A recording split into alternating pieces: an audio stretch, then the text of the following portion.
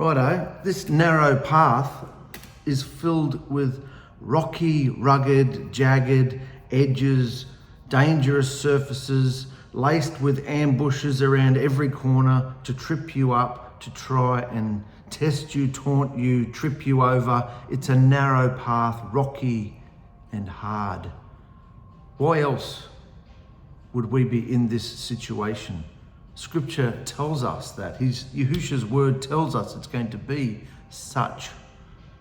If you're in a state where you're thinking, I can't go on anymore, I can't do this, I can't suffer this anymore, I can't handle it, enough is enough.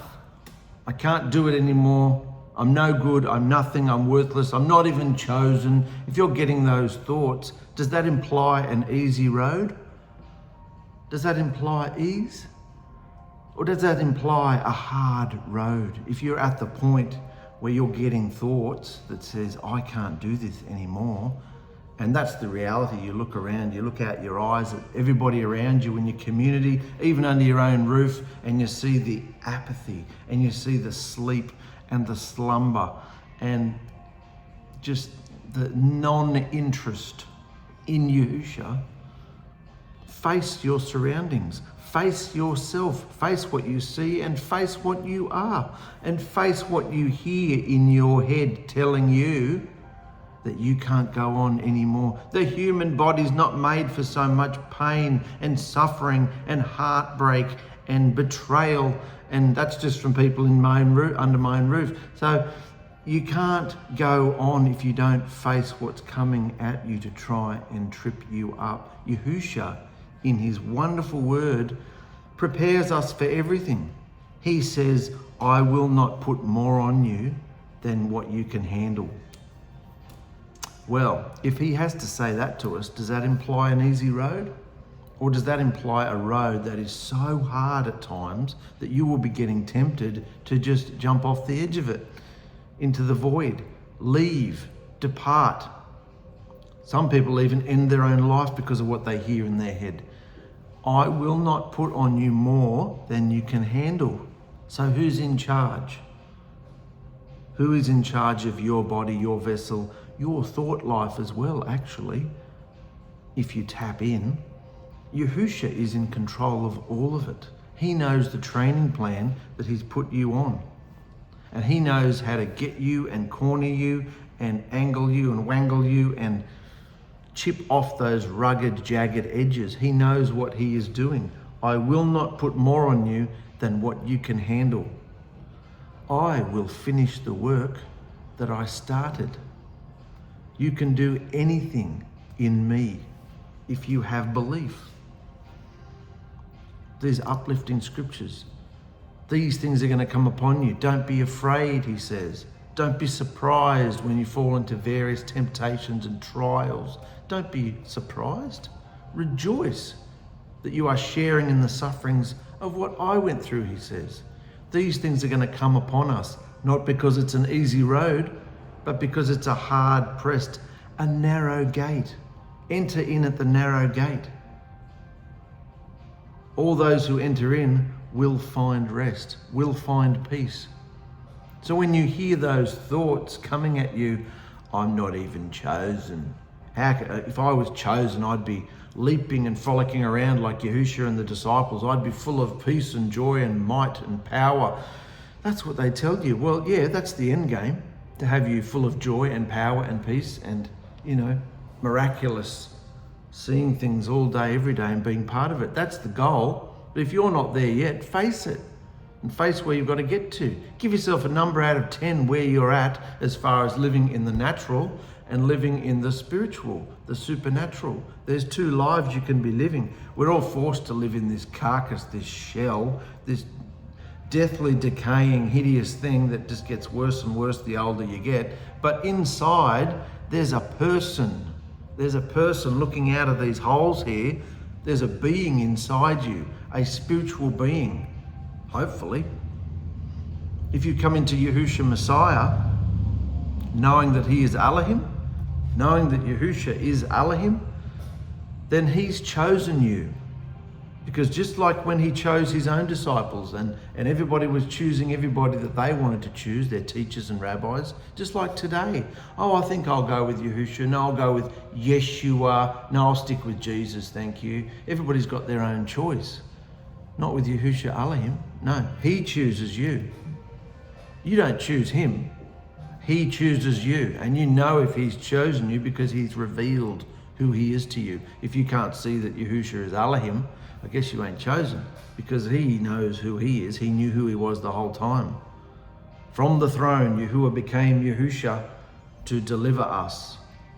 And then he went back to the throne, and he is Yahusha Alahim. There is only one being. Yahuah's gone. He became Yahusha. Everybody who's chosen knows this fact.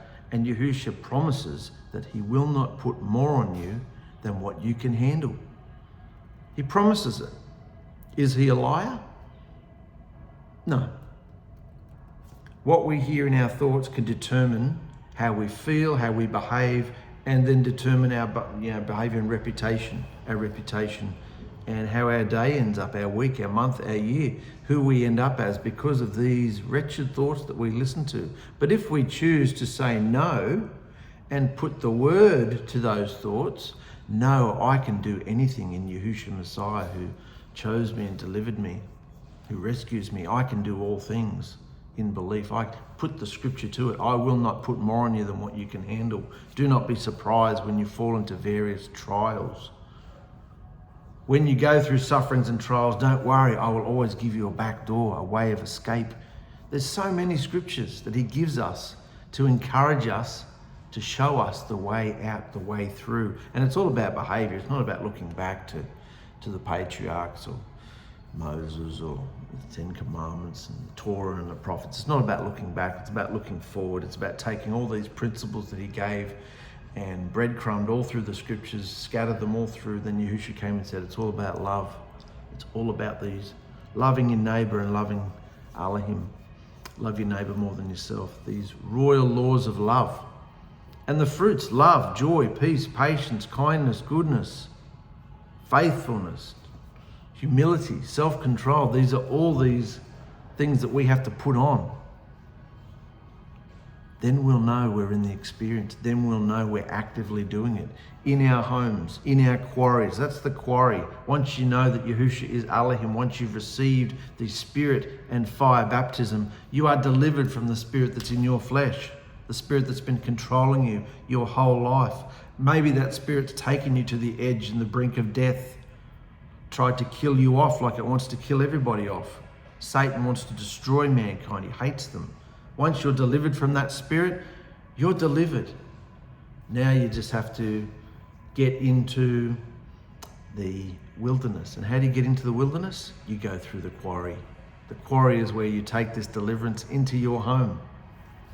Into your home. Because no one will show you more than your own family what they think of you, what they think of your belief, what they think of what they're going to do about what you say and do, and whether they're going to respect you or not, or listen to what they say, or let you have anything, or nobody lets you know more than your family, your own wife and children, or husband and children, do they? So this is the real test. Bring it into your quarry, personal, local quarry and community. That's where it's at. So face it and put the word to every single thought. You are not downtrodden, you are not useless, you are not hopeless. You are going through a process, and face that. You're going through a process and your work is not completed. He will finish the work that he started in you and in me. Be encouraged, brothers and sisters. Be encouraged. Yahusha knows what he's doing in every single one of us. He knows how to get our attention. He knows how to squeeze so that we put our whole mind and our whole attention, our whole worship onto him. Oh, we can rattle off facts and figures and sports scores and, serial numbers and instruction manuals, and we can talk about ourselves till the cows come home. But when we're confronted with the scripture, oh, that's too hard, that's too much writing, I don't want to read all that. Then we're confronted with the truth. Oh, no, because the truth is like mirror. See all those mirrors? You're confronted with yourself when you read the word. That's why nobody wants to go to the Word, because we see ourselves. Nobody wants to look at themselves. But if you do, if you're brave enough, if you're bold enough, if you've got the courage to face yourself and what's controlled you for so long, it's all through here. It all happens in here. It's all thoughts. And you need to control them, arrest them, dispose of them, say no. And put the word to either just ignore them, or if you're really struggling, use Yahusha's name to start with, and just put another scripture there instead. No, I can do all things through Yahusha who delivers me.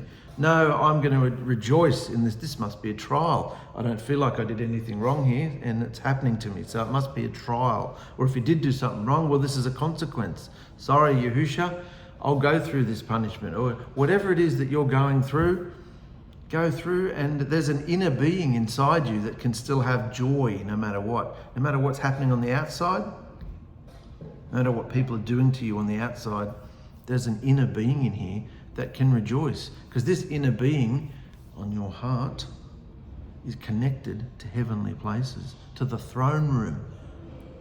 And you can stay in that place.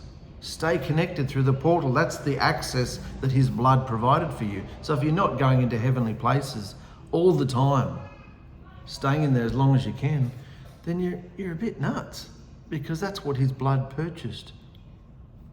Freedom, connection. So you can go in anytime. Come boldly. You've got direct access. And we can be in that place. So gauge your day. How often do you spend in the natural? Obviously, we're all physically in the natural, but inside yourself, how much are you focused on the natural, the carnal affairs of life, everything day to day in this spinning globe we live on in insanity, and how much are you in heavenly places? Gauge yourself, because you can be living here all the time. All the time. Talking to people doesn't take you out of here. You know, dealing with other people's struggles or problems or anything doesn't take you out of here. You're hearing Yahusha's voice.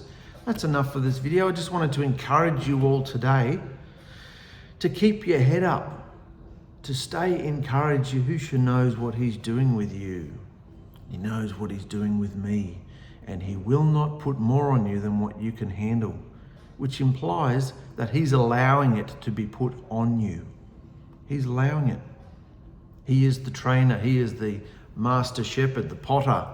We are the clay. We are being molded and transformed through this deliverance vein that we're in, the spirit, the fire, baptism, the quarry, and then into the wilderness where we're loving and we're sold over and we're surrendered. That's where we've got to get to. So if you're getting all these thoughts plaguing you, it's too hard, tell it to get lost. It's not too hard. I can do anything in Yahusha. I can certainly just control my thoughts. Please. I'm chosen. I'm a royal king and a priest in the courts of Yahusha, who is my Alahim and my everything. And I bow down and worship him, and I'm so grateful and thankful for everything he's pulled me out of and rescued me from. All the people, places and things and circumstances that I'd gotten myself caught up in because of the filthy spirit in my flesh. And wants and desires and perversions. He's pulled me out and rescued me, put his name on my forehead, and he's washed me clean in his blood. Think on these things, brothers and sisters. I love you very much. Stay strong.